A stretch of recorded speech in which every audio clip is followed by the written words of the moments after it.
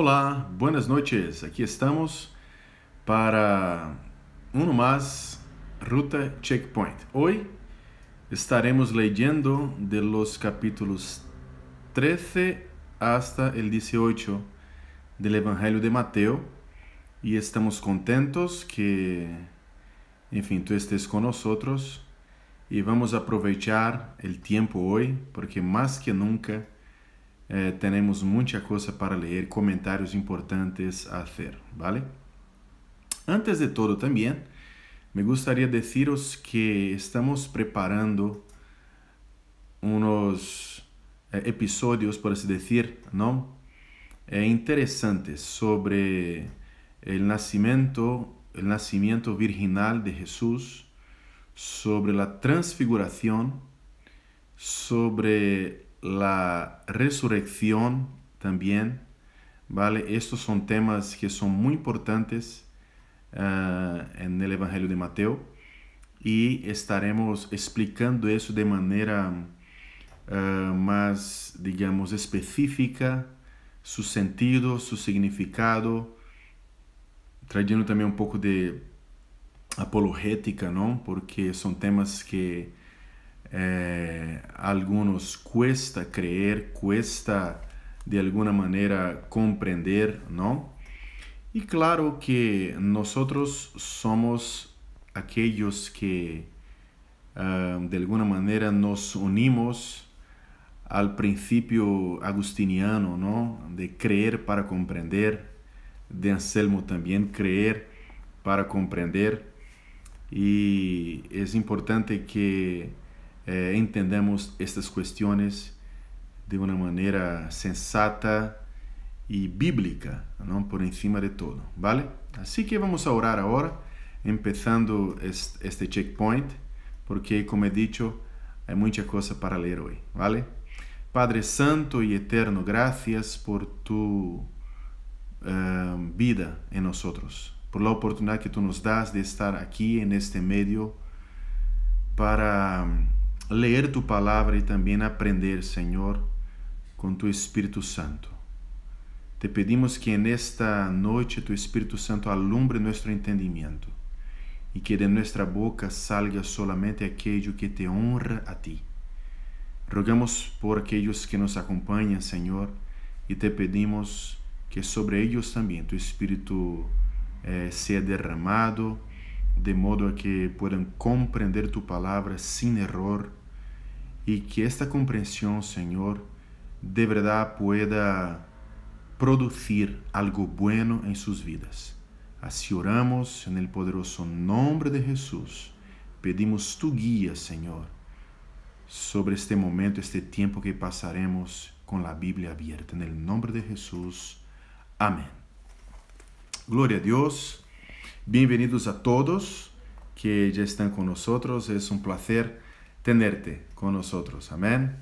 Y cuando digo con nosotros de la ruta, ¿no? Con el equipo de la ruta que está ilusionado, el equipo está ilusionado en poder compartir y ayudarte en tu caminata con la Biblia Sagrada. Mateo capítulo 13 nos dice: aquel día salió Jesús de la casa y se sentó junto al mar.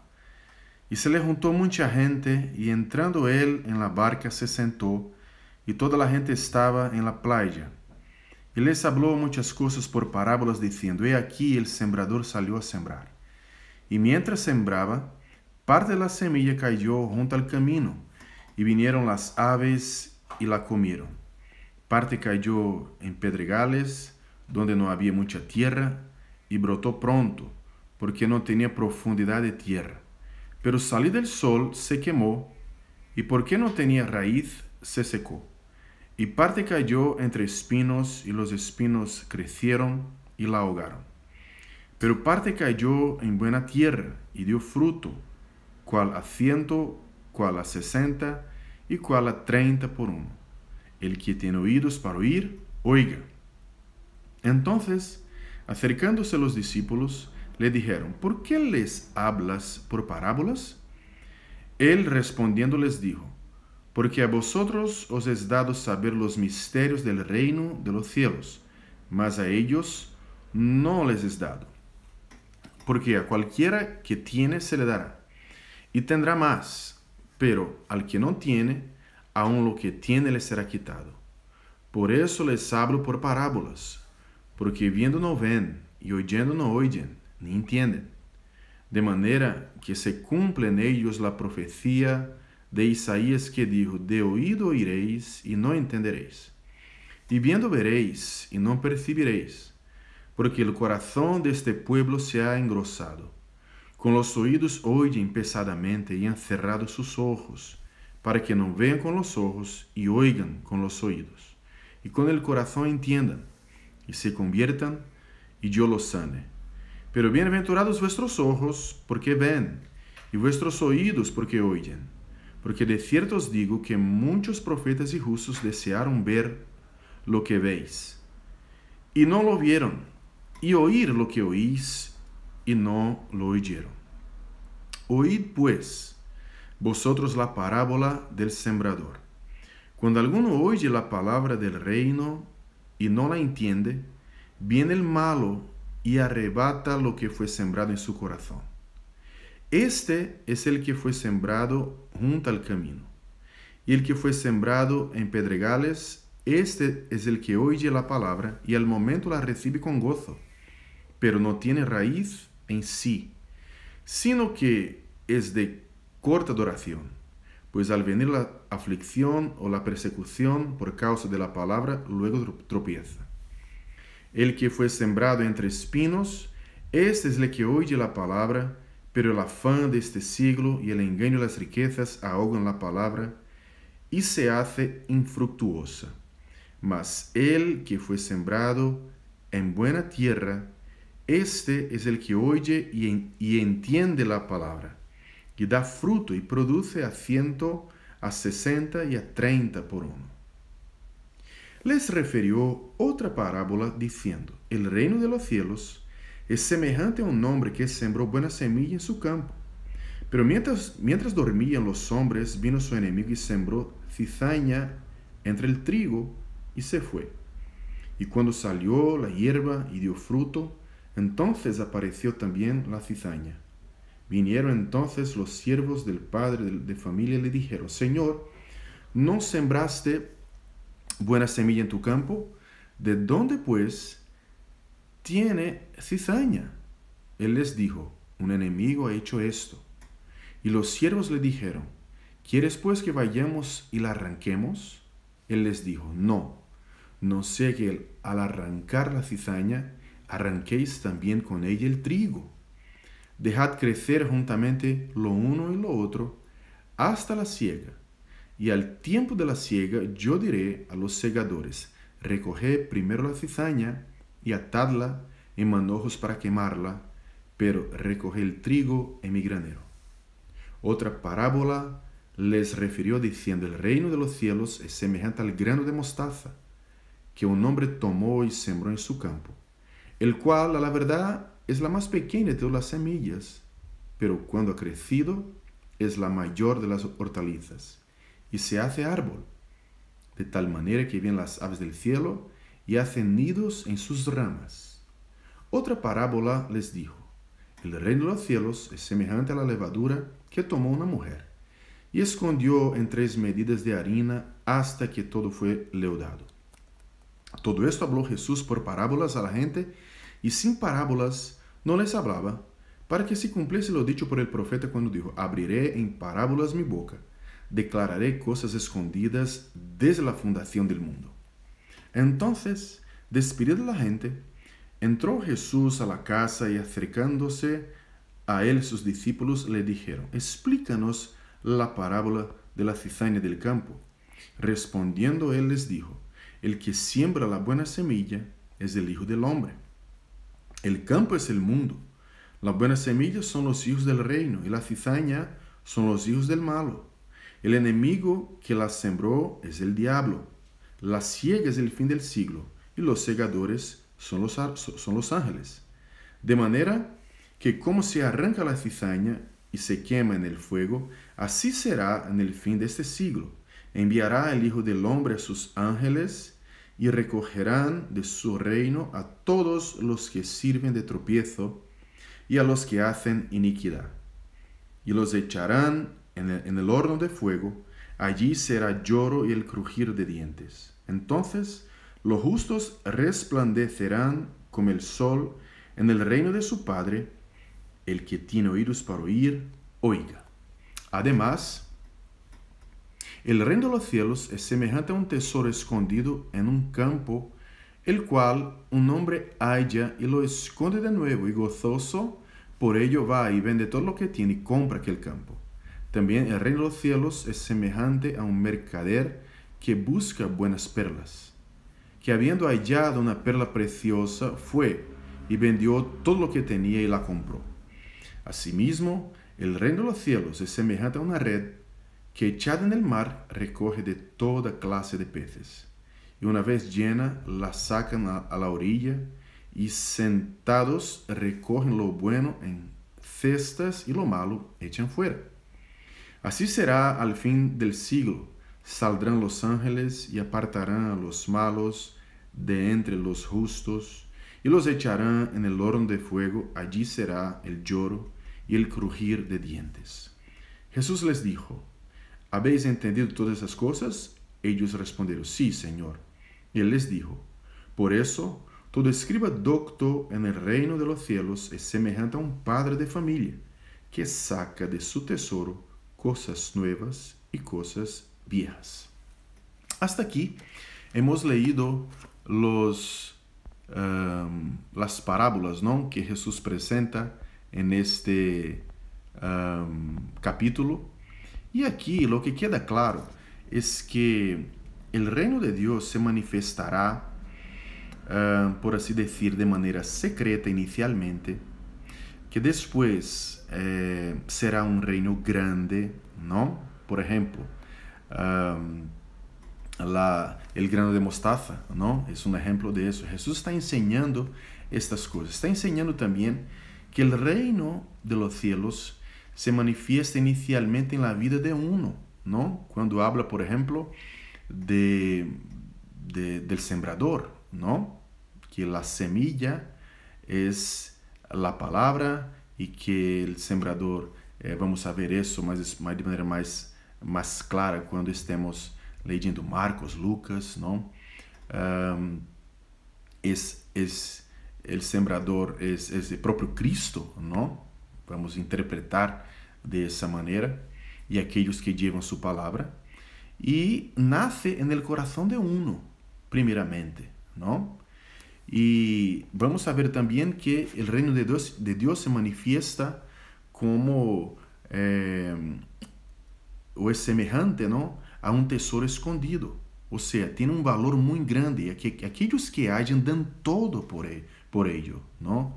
Vende todo lo que tiene para comprar eso. El reino de Dios también se manifiesta con toda clase de gente, pero ni todos que están, es decir, en el reino de Dios son verdaderamente discípulos. Pero eso no nos toca a nosotros hacer ese juzgamiento, ¿no? Toca al Señor hacer, y en su momento, ¿vale? A veces uno piensa que, el reino de Dios, ¿no?, y todo será perfecto. Aún no. Aún estamos en la cosecha, aún estamos en ese tiempo donde el reino de Dios sigue manifestándose, y debemos tener este cuidado. 53 del capítulo 13 dice: aconteció que cuando terminó Jesús esas parábolas, se fue de allí, y venido a su tierra, les enseñaba en la sinagoga de ellos, de tal manera que se maravillaban, y decían: ¿de dónde tiene esta sabiduría y estos milagros? ¿No es este el hijo del carpintero? ¿No se llama su madre María y sus hermanos Jacobo, José, Simón y Judas? ¿No están todas sus hermanas con nosotros? ¿De dónde, pues, tiene todas estas cosas? Y se escandalizaban de él. Pero Jesús les dijo: no hay profeta sin honra, sino en su propia tierra y en su casa. Y no hizo allí muchos milagros a causa de la incredulidad de ellos. Aquí me gustaría hacer un pequeño comentario, y muy respetuoso, porque muchos católicos entienden que María no ha tenido otros hijos, pero este pasaje bíblico, que incluso es un texto que está en la Biblia católica, ¿no? Porque el Nuevo Testamento es igual, tanto para católicos como para protestantes, dice eso claramente, ¿no? Que María sí tuvo hijos además de Jesucristo, ¿no? Y aquí Jesucristo no es recibido y sufre también la desconfianza, la incredulidad de sus propios hermanos y de las personas que lo habían visto crecer. Capítulo 14. En aquel tiempo, Herodes el tetrarca oyó la fama de Jesús y dijo a sus criados: este es Juan el Bautista, a resucitar de los muertos, y por eso actúan en él estos poderes.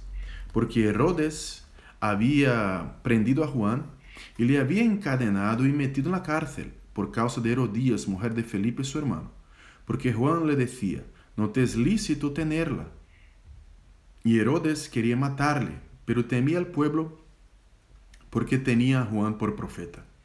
Pero cuando se celebraba el cumpleaños de Herodes, la hija de Herodías danzó en medio y agradó a Herodes, por lo cual éste le prometió con juramento darle todo lo que pidiese.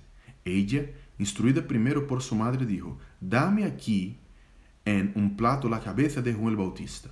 Entonces el rey se entristeció, pero a causa del juramento y de los que estaban con él a la mesa, mandó que se la diese, y ordenó decapitar a Juan en la cárcel. Y fue traída su cabeza en un plato y dada a la muchacha, y ella la presentó a su madre. Entonces llegaron sus discípulos y tomaron el cuerpo y lo enterraron, y fueron y dieron las nuevas a Jesús. Oyéndolo, Jesús se apartó de allí en una barca a un lugar desierto y apartado, y cuando la gente lo oyó, le siguió a pie desde las ciudades. Y saliendo Jesús, vio una gran multitud y tuvo compasión de ellos y sanó a los que de ellos estaban enfermos. Cuando anochecía, se acercaron a él sus discípulos diciendo: el lugar es desierto y la hora ya pasada. Despide a la multitud para que vayan por las aldeas y compren de comer. Jesús les dijo: no tiene necesidad de irse, dadlo vosotros de comer. Y ellos dijeron: no tenemos aquí sino 5 panes y 2 peces. Él les dijo: tráedmelos acá. Entonces mandó a la gente recostarse sobre la hierba, y tomando los 5 panes y los 2 peces, y levantando los ojos al cielo, bendijo y partió, y dio los panes a los discípulos, y los discípulos a la multitud. Y comieron todos y se saciaron, y recogieron lo que sobró de los pedazos 12 cestas llenas, y los que comieron fueron como 5,000 hombres, sin contar las mujeres y los niños. Este pasaje es interesante por 2 razones. Porque primeramente hemos leído que Juan Bautista había sido decapitado, ¿no? Y había sido decapitado porque había denunciado el adulterio del tetrarca Herodes con Herodías. Hay incluso un drops sobre eso que explica muy bien quién era quién, porque Herodes son muchos, ¿no? En ese tiempo, desde el nacimiento de Jesús hasta el inicio y término de su ministerio. Pero lo que llama nuestra atención aquí, mi atención, es que el verso 13, Jesús oyó que Juan se había muerto. Y cuando oyó que Juan se había muerto, se entristeció, porque Juan era su primo. Juan era una persona que de alguna manera estaba comprometida con el ministerio de Jesús por profecía mismo del profeta Isaías, ¿no? Era un hombre lleno del Espíritu Santo también.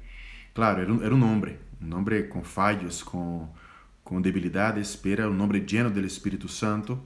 Abrió el camino para Cristo, y Cristo se entristece y quiere quedar solo. Lo que pasa es que en este momento Cristo ve la multitud faminta, hambrienta, ¿no? Mejor dicho, la multitud hambrienta, la multitud que tenía necesidades, ¿no? Y por eso sana. O sea, Jesús deja de mirar a sí mismo su mismo sufrimiento para ayudar a aquellos que necesitan. Esa es una lección muy importante para nosotros, porque Jesús hace de este momento de su vida un momento en que él estaba triste a causa de Juan, ¿no? De la muerte de Juan, y pasa a servir a los demás. Y multiplica panes, peces, ¿no? Hace un milagro tremendo, ¿no? Enseñando también su poder sobre la materia y más que todo ayudando a la gente que estaba hambrienta y necesitada. Verso 22 del capítulo 14. Enseguida Jesús hizo a sus discípulos entrar en la barca e ir delante de él a la otra ribera, entre tanto que él despedía a la multitud. Despedida la multitud, subió al monte a orar aparte, y cuando llegó la noche estaba allí solo. Y ya la barca estaba en medio del mar, azotada por las olas, porque el viento era contrario. Mas a la cuarta vigilia de la noche Jesús vino a ellos andando sobre el mar. Y los discípulos, viéndole andar sobre el mar, se turbaron diciendo: un fantasma, y dieron voces de miedo. Pero enseguida Jesús les habló diciendo: tened ánimo, yo soy, no temáis. Entonces le respondió Pedro y dijo: Señor, si eres tú, manda que yo vaya a ti sobre las aguas. Y él dijo: ven. Y descendiendo Pedro de la barca, andaba sobre las aguas para ir a Jesús. Pero al ver el fuerte viento, tuvo miedo, y comenzando a hundirse, dio voces diciendo: Señor, sálvame. Al momento Jesús, extendiendo la mano, asió de él y le dijo: hombre de poca fe, ¿por qué dudaste? Y cuando ellos subieron a la barca, se calmó el viento. Entonces los que estaban en la barca vinieron y le adoraron diciendo: verdaderamente eres Hijo de Dios. Y terminada la travesía, vinieron a tierra de Genezaret. Cuando le conocieron los hombres de aquel lugar, enviaron noticia por toda aquella tierra alrededor y trajeron a él todos los enfermos y le rogaban que les dejase tocar solamente el borde de su manto, y todos los que lo tocaron quedaron sanos.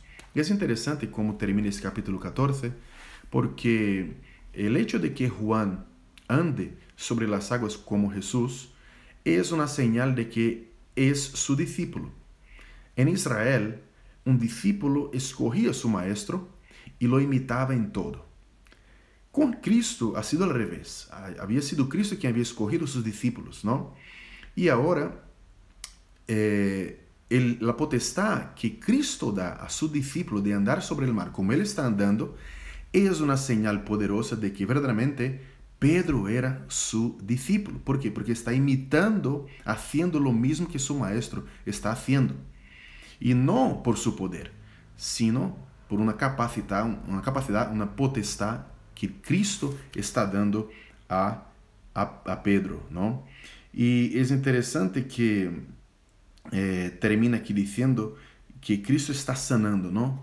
Sanando a toda la gente, sanando a las personas que llegan, y la gente toca el manto, el borde de su manto, ¿no? Porque a causa de la profecía de Malaquías que el Mesías traería sanidad en sus alas.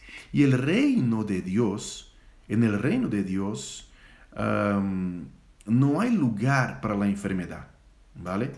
Ese era el entendimiento judío de la época. Por eso es que Jesús sana a las personas. ¿Por qué? Porque en el reino de Dios hay sanidad, no enfermedad. Y la gente tocaba el borde de su manto a causa de la profecía de Malaquías, creyendo que Jesús de hecho era el Mesías. Capítulo 15 nos dice: entonces se acercaron a Jesús ciertos escribas y fariseos de Jerusalén diciendo: ¿por qué tus discípulos quebrantan la tradición de los ancianos? ¿Por qué no se lavan las manos cuando comen pan? Respondiendo él les dijo: ¿por qué también vosotros que quebrantáis el mandamiento de Dios por vuestra tradición? Porque Dios mandó diciendo: honra a tu padre y a tu madre, y el que maldiga al padre o a la madre muere irremisiblemente. Pero vosotros decís: cualquiera que diga a su padre o a su madre, es mi ofrenda a Dios todo aquello con que pudiera ayudarte, ya no ha de honrar a su padre o a su madre. Así habéis invalidado el mandamiento de Dios por vuestra tradición. Hipócritas, bien profetizó de vosotros Isaías cuando dijo: este pueblo de labios me honra, mas su corazón está lejos de mí, pues en vano me honran, enseñando como doctrinas mandamientos de hombres. Y llamando a sí mismo a la multitud les dijo: oíd y entended. No lo que entra en la boca contamina al hombre, mas lo que sale de la boca, esto contamina al hombre. Entonces, acercándose sus discípulos, le dijeron: ¿sabes que los fariseos se ofendieron cuando oyeron esta palabra? Pero respondiendo él, dijo: toda planta que no plantó mi Padre Celestial será desarraigada. Dejadlos, son ciegos guías de ciegos. Y si el ciego guiare al ciego, ambos caerán en el hoyo. Respondiendo Pedro le dijo: explícanos esta parábola. Jesús dijo: ¿también vosotros sois aún sin entendimiento? ¿No entendéis que todo lo que entra en la boca va al vientre y es echado en la letrina? Pero lo que sale de la boca, del corazón sale, y esto contamina al hombre. Porque del corazón salen los malos pensamientos, los homicidios, los adulterios, las fornicaciones, los hurtos, los falsos testimonios, las blasfemias. Estas cosas son las que contaminan al hombre, pero el comer con las manos sin lavar no contamina al hombre. Saliendo Jesús de allí, se fue a la región de Tiro y de Sidón. Y aquí una mujer cananea que había salido de aquella región clamaba diciéndole: Señor, hijo de David, ten misericordia de mí, mi hija está gravemente atormentada por un demonio. Pero Jesús no le respondió palabra. Entonces, acercándose a sus discípulos, le rogaron diciendo: despídela, pues da voces tras nosotros. Él respondiendo dijo: no soy enviado sino a las ovejas perdidas de la casa de Israel. Entonces ella vino y se postró ante él diciendo: Señor, socórreme. Respondiendo él dijo: no está bien tomar el pan de los hijos y echarlo a los perrillos. Y ella dijo: sí, Señor, pero aún los perrillos comen de las migajas que caen de la mesa de sus amos. Entonces, respondiendo Jesús, dijo: oh mujer, grande es tu fe, hágase contigo como quieres. Y su hija fue sanada desde aquella hora. Pasó Jesús de allí y vino junto al mar de Galilea, y subiendo al monte se sentó allí. Y se le acercó mucha gente que traía consigo a cojos, ciegos, mudos, mancos y otros muchos enfermos, y los pusieron a los pies de Jesús y los sanó. De manera que la multitud se maravillaba viendo a los mudos hablar, a los mancos sanados, a los cojos andar y a los ciegos ver, y glorificaban al Dios de Israel. Y Jesús, llamando a sus discípulos, dijo: tengo compasión de la gente, porque ya hace 3 días que están conmigo y no tienen que comer. Enviarlos en ayunas no quiero, no sea que desmayen en el camino. Entonces sus discípulos le dijeron: ¿dónde tenemos nosotros tantos panes en el desierto para saciar a una multitud tan grande? Jesús les dijo: ¿cuántos panes tenéis? Y ellos dijeron: 7, y unos pocos pececillos. Y mandó a la multitud que se recostase en tierra. Y tomando los 7 panes y los peces, dio gracias, los partió y dio a los discípulos, y los discípulos a la multitud. Y comieron todos y se saciaron, y recogieron lo que sobró de los pedazos, 7 canastas llenas. Y eran los que habían comido 4,000 hombres, sin contar las mujeres y los niños. Entonces, despedida la gente, entró en la barca y vino a la región de Magdala. Mira, en este texto del capítulo 15, Jesús está hablando algunas cosas importantes. Primeramente, criticando a los fariseos que ellos quebrantan la ley, y quebrantan la ley para cumplir su propio deseo, ¿no? Cuidar de un padre y de una madre era un deber. Y ellos aquí están como que haciendo solamente el posible. Y Jesús está denunciando justamente eso del comportamiento de los fariseos, de lo que estaba enseñando, ¿no? Y Jesús está haciendo una comparación, ¿no? Está diciendo, mira, mis discípulos no lavan las manos para comer, pero dentro de vosotros hay un egoísmo a punto de no cuidar de vuestros padres. ¿Qué es peor? Es esa contaminación que sale después que comemos y cuando echamos en la letrina algo, o esa contaminación que sale de dentro del corazón y que atinge a los demás, incluso vuestros padres. Es eso que Jesús está hablando a los fariseos. Luego Jesús sale de los contornos del territorio hebreo, ¿no? Y se va a Tiro y Sidón, y una mujer empieza a clamarle a él: Señor, ten misericordia de mí, ten misericordia de mí. Jesús prueba la fe de esa mujer, ¿no? A punto de que no aguanta más y dice: mujer, grande es tu fe. Y Jesús está enseñando con eso que hay gente fuera de Israel que creerá en él de manera mucho más sincera, insistente, persistente, que los hijos de Israel para los cuales él ha venido. Acordaos que antes, en el capítulo 14, Jesús alimentó cerca de 5,000 personas en territorio de Israel. Y ahora Jesús alimenta 4,000 personas fuera del territorio de Israel. Jesús da pan y pescado, ¿no? Comida, ¿no? A la gente que pertenece a Israel y que no pertenece a Israel.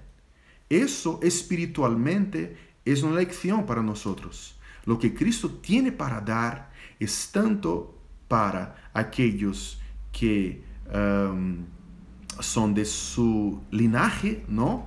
Los israelitas, digo linaje carnal, ¿no? Humano, tanto para los gentiles. Es eso que Mateo está registrando aquí de alguna manera. Capítulo 16 nos dice: vinieron los fariseos y los saduceos para tentarle y le pidieron que les mostrase señal del cielo. Mas él respondiendo les dijo: cuando anochece decís buen tiempo, porque el cielo tiene arreboles. Y por la mañana hoy habrá tempestad, porque tiene arreboles el cielo nublado. Hipócritas, ¿qué sabéis distinguir el aspecto del cielo, mas la señal de los tiempos no podéis? La generación mala y adúltera demanda señal, pero señal no les será dada, sino la señal del profeta Jonás. Y dejándolos, se fue. Llegando sus discípulos al otro lado, se habían olvidado de traer pan. Y Jesús les dijo: mirad, guardaos de la levadura de los fariseos y de los saduceos. Ellos pensaban dentro de sí, diciendo: esto dice porque no trajimos pan. Y entendiéndolo Jesús les dijo: ¿por qué pensáis dentro de vosotros, hombres de poca fe, que no tenéis pan?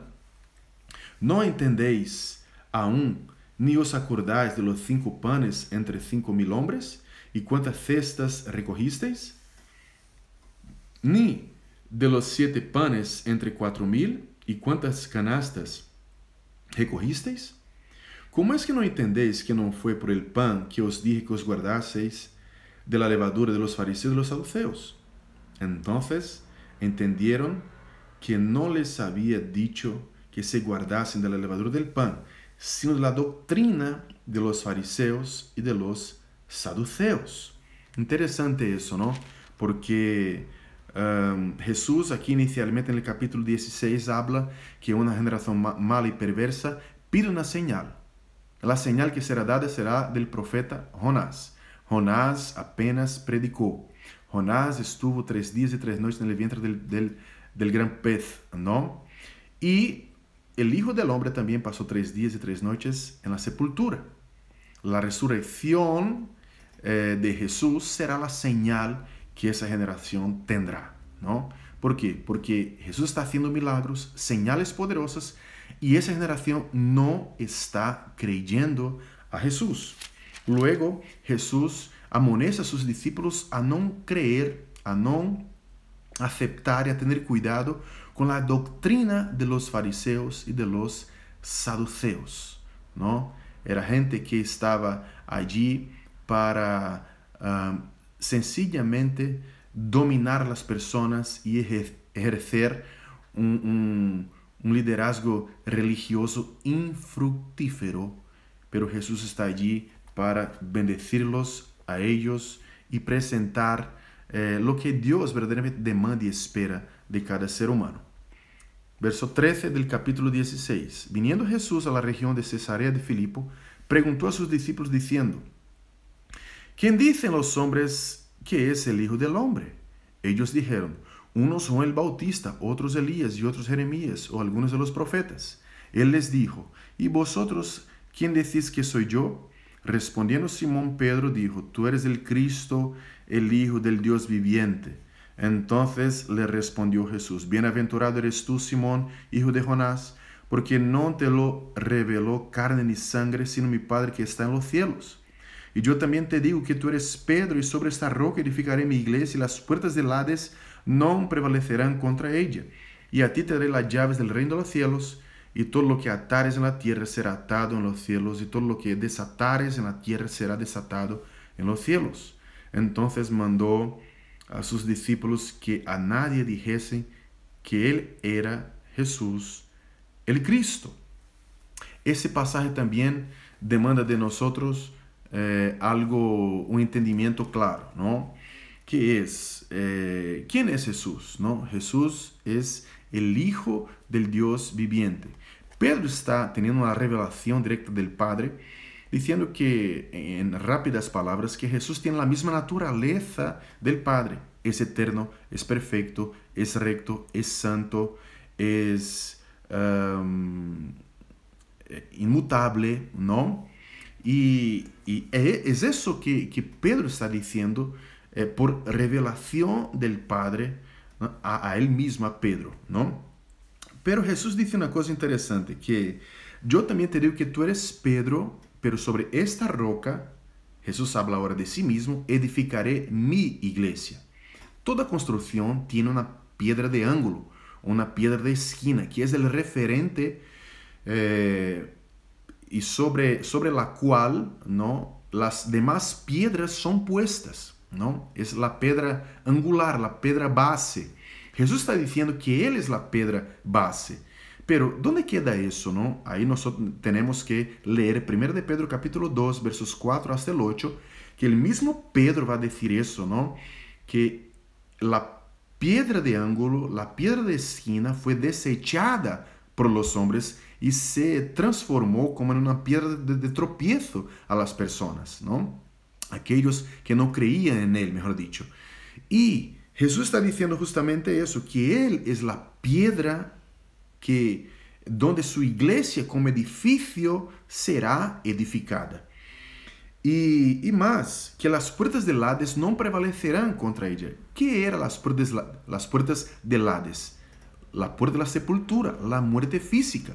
Jesús está diciendo con todas las palabras y con todas las letras que aquellos que mueren creyendo en Él como Señor y Salvador, la muerte física no prevalecerá contra estas personas. Eso se nota de manera muy clara en 1 Tesalonicenses capítulo 4, versos 13 en adelante, donde Pablo va a explicar que aquellos que durmieron en Cristo resucitarán primero y después los que quedaron vivos serán arrebatados y estarán para siempre con el Señor. Es eso que esa parte quiere decir, ¿no? Además, el verso 19 dice que a ti te daré las llaves del reino. Pedro no es la roca o la piedra donde la iglesia se edifica o donde la iglesia se basa. Él mismo ha dicho en 1 de Pedro capítulo 2, 4 hasta 8 que Cristo es la piedra de ángulo, pero nosotros somos las piedras vivas. Y Pedro es una piedra viva, aunque no sea la piedra de ángulo. Y siendo la piedra viva, ¿no? ¿Qué significa las llaves del reino, ¿no? Llave es algo que permite la entrada, ¿no? Que permite la entrada o prohíbe la entrada de alguien, ¿no? Cuando Cristo está diciendo, tú tienes las llaves del reino, Él está diciendo que todo lo que Pedro ha aprendido de Jesús, todo lo que Pedro ha cogido de las enseñanzas de Jesús y ahora no, después, un poco más tarde, con la venida del Espíritu Santo, el evangelio que él va a predicar será la llave que permitirá que la gente entre o no entre en el reino de Dios, que la gente alcance o no alcance la salvación. No es que Pedro por sí solo, por una idea propia, ¿no?, va a permitir o prohibir a alguien de entrar en el reino de Dios. No, sino por la prédica del evangelio, de la buena noticia. ¿Y qué buena noticia es? La buena noticia es que Cristo va a morir, pero va a resucitar. Y es eso que vamos a leer ahora. Desde entonces, comenzó Jesús a declarar a sus discípulos que le era necesario ir a Jerusalén y padecer mucho de los ancianos, de los principales sacerdotes y de los escribas, y ser muerto y resucitar al tercer día. ¿Lo ves? Esa es la llave que Pedro recibe para que la gente pueda entrar o no entrar. Es creer que Cristo murió por nuestros pecados, pero que también resucitó. Entonces Pedro, tomándole aparte, comenzó a reconvenirle diciendo: Señor, ten compasión de ti, en ninguna manera eso te acontezca. Pero él, volviéndose, dijo a Pedro: Quítate delante de mí, Satanás, me eres tropiezo. Perdón. Porque no pones la mira en las cosas de Dios, sino en las cosas de los hombres. Entonces Jesús dijo a sus discípulos: Si alguno quiere venir en pos de mí, niéguese a sí mismo y tome su cruz y sígame. Porque todo el que quiera salvar su vida la perderá. Y todo el que pierda su vida por causa de mí la hallará. Porque ¿qué aprovechará al hombre si ganare todo el mundo y perdiere su alma? ¿O qué recompensa dará al hombre por su alma? Porque el Hijo del Hombre vendrá en la gloria de su Padre con sus ángeles, y entonces pagará a cada uno conforme a sus obras. De cierto os digo que hay algunos de los que están aquí que no gustarán la muerte hasta que hayan visto al Hijo del Hombre viniendo en su reino. Palabras importantes. Aquel que pierde su vida, la hallará. Aquel que quiere salvar su vida, la perderá. Fíjate, hay mucha gente, reyes, presidentes, actores, actrices, cantantes, gente famosa en todo el mundo, que ha hecho de todo para conquistar la fama, el poder, la gloria de este mundo. Y al final de su vida han llegado a la conclusión de que eso ha sido apenas vanidad. Cristo está diciendo a nosotros aquí algo muy importante. No sé si vosotros conocéis la historia del fundador de Apple, ¿no? Ha dicho al fin de su vida que todo el dinero que tenía no era capaz de traerle sanidad. Y es importante que nosotros consideremos las palabras de Jesús con toda su fuerza. Jesús ha dicho: si nosotros perdemos nuestra vida por amor a Él, siguiéndole a Él, sufriendo con Él y por Él, hallaremos nuestra vida.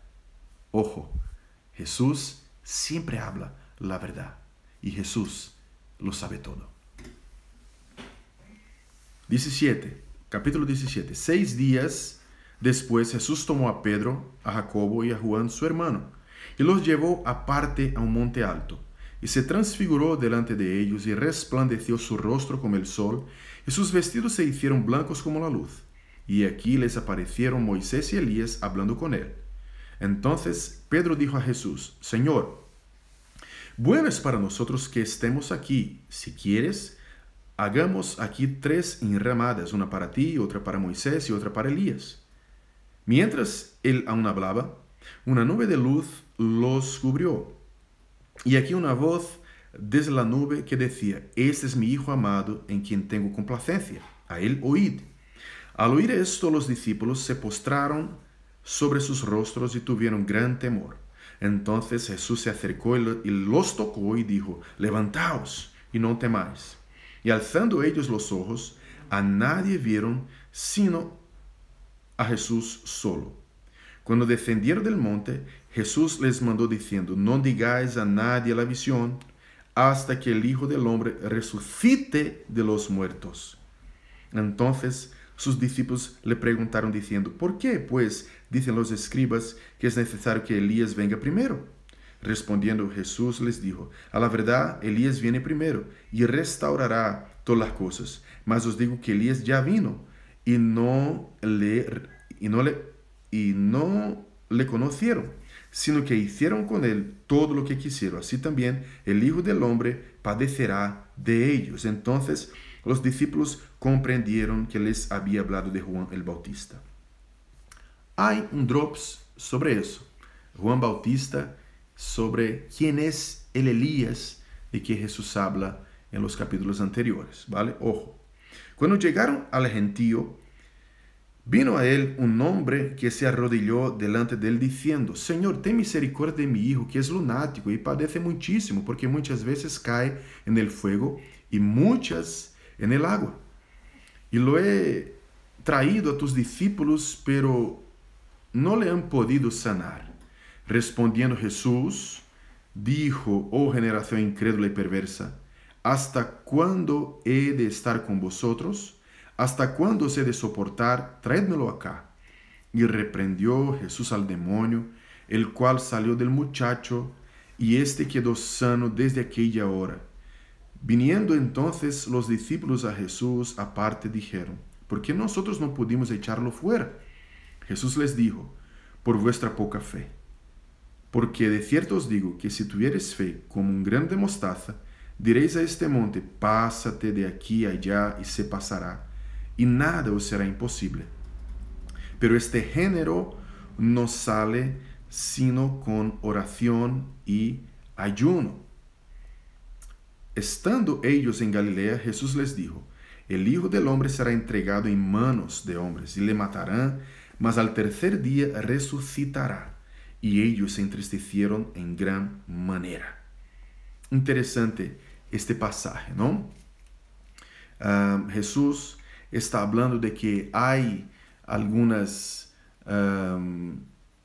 liberaciones que nosotros solamente podemos ejercerlas, ¿no? ¿No? O ejecutarlas, ¿no? Con un grado de intimidad con Dios, porque oración y ayuno es algo que hacemos para acercarnos a Dios y recibir de Dios orientación, discernimiento, poder, autoridad. Jesús está hablando justamente de eso. Hay cosas en el reino de Dios que uno solamente consigue hacer teniendo intimidad con el Señor. Ojo, porque esto es muy importante para la vida de un cristiano. Amén. La intimidad con Dios genera al fin autoridad de Dios en nuestras vidas. Verso 24 del capítulo 17. Cuando llegaron a Capernaum, vinieron a Pedro los que cobraban las 2 dracmas y le dijeron: vuestro maestro no paga las 2 dracmas. ¿Vuestro maestro no paga las 2 dracmas? Él dijo: sí. Al entrar él en casa, Jesús le habló primero diciendo: ¿qué te parece, Simón? Los reyes de la tierra, ¿de quién cobran los tributos o los impuestos? ¿De sus hijos o de los extraños? Pedro le respondió: de los extraños. Jesús le dijo: luego los hijos están exentos. Sin embargo, para no ofenderles, ve al mar y echa el anzuelo, y el primer pez que saques, tómalo, y al abrir la boca hallarás un estatero. Tómalo y dáselo por mí y por ti. Capítulo 18. En aquel tiempo, los discípulos vinieron a Jesús diciendo: ¿quién es el mayor en el reino de los cielos? Y llamando Jesús a un niño, lo puso en medio de ellos y dijo: de cierto os digo, que si no os volvéis y os hacéis como niños, no entraréis en el reino de los cielos. Así que cualquiera que se humille como este niño, ese es el mayor en el reino de los cielos. Y cualquiera que reciba en mi nombre a un niño como este, a mí me recibe. Jesús está aquí hablando de la naturaleza de su reino. Su reino es un reino de los humildes, de los pequeños, de aquellos que no se consideran grandes. Es lo que Jesús está hablando, ¿no? Y cualquiera que haga tropezar a alguno de estos pequeños que creen en mí, mejor le fuera que se le colgase al cuello una piedra de molino de asno y que se le hundiese en lo profundo del mar. Ay del mundo por los tropiezos, porque es necesario que vengan tropiezos, pero ay de aquel hombre por quien viene el tropiezo. Por tanto, si tu mano, tu pie te es ocasión de caer, córtalo y échalo de ti. Mejor te es entrar en la vida cojo o manco, que teniendo 2 manos o 2 pies y ser echado en el fuego eterno. Y si tu ojo te es ocasión de caer, sácalo y échalo de ti. Mejor te es entrar con un ojo solo en la vida, que teniendo 2 ojos ser echado en el infierno de fuego. Cosas que a uno es muy importante, es muy, digamos, tiene un valor muy grande, pero si te impide de agradar a Dios y de seguir a Jesús, déjalo. Déjalo. Déjalo. Es la orientación de Jesús. Luego, Jesús habla de la parábola de la oveja perdida. Mirad que no menospreciéis a uno de estos pequeños, porque os digo que sus ángeles en los cielos ven siempre el rostro de mi Padre que está en los cielos. Porque el Hijo del Hombre ha venido para salvar lo que se había perdido. ¿Qué os parece? Si un hombre tiene 100 ovejas y se descarría una de ellas, ¿no deja las 99 y va por los montes a buscarla, la que se había descarriado? Y si acontece que la encuentra, de cierto os digo que se regocija más por aquella que por las 99 que no se descarriaron. Mi Dios, 99 que no se descarriaron. Así, no es la voluntad de vuestro Padre que está en los cielos que se pierda uno de estos pequeños. Por tanto, si tu hermano peca contra ti, ve y repréndele estando tú y él solos. Si te oyere, has ganado a tu hermano. Mas si no te oyere, toma aún contigo a 1 o 2, para que en boca de 2 o 3 testigos conste toda palabra. Si no los oyere a ellos, dilo a la iglesia, y si no oyere a la iglesia, tenle por gentil y publicano. De cierto os digo, que todo lo que atéis en la tierra será atado en los cielos, será atado en el cielo, y todo lo que desatéis en la tierra será desatado en el cielo. Otra vez os digo, que si 2 de vosotros se pusieren de acuerdo en la tierra acerca de cualquier cosa que pidieran, les será hecho por mi Padre que está en los cielos. Porque donde están 2 o 3 congregados en mi nombre, allí estoy yo en medio de ellos. Entonces se le acercó Pedro y le dijo, Señor, ¿cuántas veces perdonaré a mi hermano que peque contra mí? ¿Hasta 7? Jesús le dijo, no te digo hasta 7, sino aún hasta 70 veces 7. Jesús está hablando aquí que su reino se manifiesta en el cuidado con los demás y en el perdón y la misericordia. La iglesia sigue atando y desatando no con base en una voluntad propia, sino con base en el Evangelio, con base en la enseñanza de Jesús. Tanto es verdad que Jesús termina esta perícope diciendo, ¿dónde estén, no? Porque donde están 2 o 3 congregados en mi nombre, allí estoy en medio de ellos. La iglesia se congrega en el nombre de Jesús. obedece a Jesús, atiende a Jesús, ata por medio de Jesús, de las palabras de Jesús, desata por medio de las palabras de Jesús. Y no sencillamente porque ha decidido hacer. Tanto es verdad que Jesús dice, se pusieren de acuerdo en la tierra acerca de cualquier cosa que pidieren, les será hecho por mi Padre que está en los cielos. Luego, Jesús había enseñado cómo se debe de pedir. Pedir en su nombre. Pedir según su voluntad. El mismo Cristo ha enseñado a que no quería hacer su voluntad, sino la voluntad del Padre. Y a esa voluntad, Él se ha sometido completamente. ¿Vale? Y por fin terminamos el capítulo 18 con los dos deudores. Jesús habla ahora de cómo se debe perdonar en el reino de Dios. Por lo cual el reino de los cielos es semejante a un rey que quiso hacer cuentas con sus siervos. Y comenzando a hacer cuentas, le fue presentado uno que le debía 10,000 talentos. A este, como no pudo pagar, ordenó su señor venderle y a su mujer e hijos, y todo lo que tenía, para que le pagase la deuda. Entonces aquel siervo postrado le suplicaba diciendo, Señor, ten paciencia conmigo, y yo te lo pagaré todo. El señor de aquel siervo, movido a misericordia, le soltó y le perdonó la deuda. Pero saliendo aquel siervo, halló a uno de sus consiervos que le debía 100 denarios, y haciendo de él, le ahogaba diciendo, págame lo que me debes.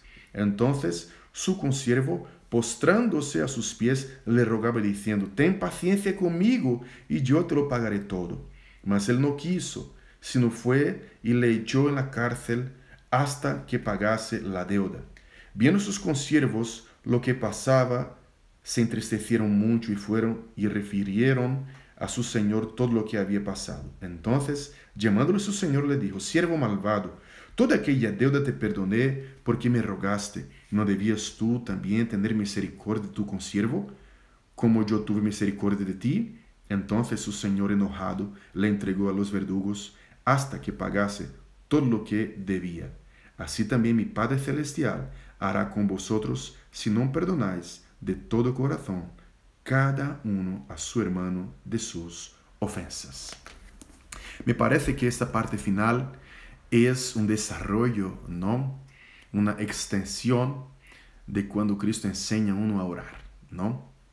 Y que el Señor nos ayude, que el Señor tenga misericordia de nosotros y que aprendamos a perdonar de todo nuestro corazón, porque fuimos perdonados de muchos pecados, pecados malísimos, cosas horribles que hicimos contra Dios, que hirieron el carácter santo de Dios. Y a veces tenemos una dificultad muy grande de perdonar la gente que nos hiere, que nos azota, que nos traiciona. Y si no perdonamos, lo que va a pasar con nosotros es igual a lo que pasó a este siervo que fue perdonado, pero que no pudo o no quiso perdonar. Dios te bendiga. Te animamos a seguir en la ruta, te animamos a seguir con nosotros y te animamos a poner por obra la poderosa palabra de Dios. Muchas gracias a cada uno de vosotros que habéis acompañado esta transmisión y nuestro deseo es que haya sido de mucha edificación para todos ustedes. Nos vemos. Hasta pronto.